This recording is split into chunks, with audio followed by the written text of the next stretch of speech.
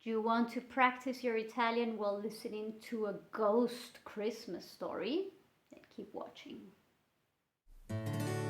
Spanglitalian! Ciao, sono Claudia, la tua insegnante di Spanglitalian Learn Italian. Oggi ti voglio leggere una storia che ho scritto insieme a mio marito ed è una storia che parla di un fantasma di Natale. Il personaggio principale si chiama Calzini ed è una gatta, perché se guardi i miei video avrai capito che mi piacciono i gatti e allora mi sono basata su una mia gatta che è bella e pelosa ed è fantastica e ho basato il mio personaggio di Calzini su di lei. E ascolterai anche altre storie basate su Calzini in futuro. Ma cominciamo! Sei pronto? Calzini e il mistero del fantasma di Natale. Era la vigilia di Natale e c'era stata molta confusione nei giorni precedenti con l'arrivo degli ospiti dall'Inghilterra. Come ogni anno, nonno Jack e nonna Maggie erano arrivati in Italia per passare le feste insieme alla famiglia. La notte era fredda, ma serena, e si cominciavano a vedere le prime luci dell'alba. Era il primo Natale di Calzini nella sua nuova casa e dormiva pacificamente davanti al termosifone sul suo tappettino speciale. Era un tappettino natalizio che Martina, la sua umana più giovane, aveva scelto per lei. Era fatto di lana e aveva un disegno di un gatto con un cappellino rosso. A Calzini questo non interessava veramente, bastava che fosse bello morbido. Calzini era nel bel mezzo di un sogno nel quale mangiava del pesce, quando ad un tratto sentì un rumore che la fece sobbalzare. Alzò lo sguardo e vide un'ombra muoversi fuori dalla porta della camera di Martina. Era un'ombra alta e trascinava qualcosa dietro di sé.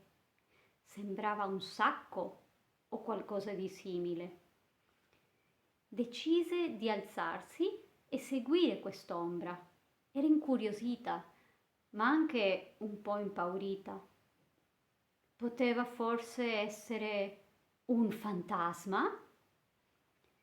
Calzini ogni tanto seguiva dei rumori nella notte, ma il più delle volte era un topo o forse uno dei suoi umani che si era alzato dal letto. Durante il giorno, invece, spesso inseguiva un fastidioso punto rosso che dal nulla appariva sui muri e si muoveva dappertutto, ma senza mai farsi beccare. Questo però era diverso. Non aveva mai visto questa forma.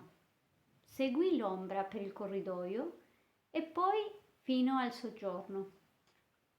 Calzini si fermò davanti alla porta del soggiorno e osservò questa figura che non parlava. Si muoveva solo furtivamente tra le stanze ed ora era ferma davanti all'albero di Natale. Quando si avvicinò, si rese conto che l'ombra emanava un odore che non le stava nuovo, ma questo la fece insospettire ancora di più.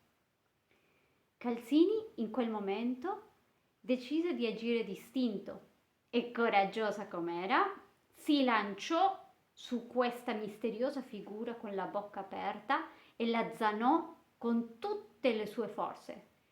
Ah! Calzini, ma che fai? What are you doing, you silly cat? Disse l'ombra, che non era altro che nonno Jack, vestito da Babbo Natale. In quel momento si accesero le luci e tutta la famiglia entrò e vide questa scena. I bambini, Martina e Giorgio, urlarono: Babbo Natale! Perché hai un gatto appeso alla testa? E si lanciarono anche loro sul nonno Jack, che cercò di sistemarsi la barba per non venire scoperto dai bambini. Oh oh oh, buon Natale bambini, disse nonno Jack mentre strizzava l'occhio a Calzini perché non rivelasse la sua identità. Il giorno dopo, per il pranzo di Natale, nonno Jack e gli altri adulti decisero di premiare il coraggio di Calzini nel difendere la famiglia dall'intruso e le diedero un bel filetto di pesce fresco, proprio come quello del suo sogno. E così fu che anche Calzini ebbe un vero buon Natale. Fine. Se ti è piaciuto fammi sapere nei commenti e ti faccio tanti auguri di buon Natale e di un felice anno nuovo. Grazie per seguirmi, ci vediamo alla prossima. Ciao ciao!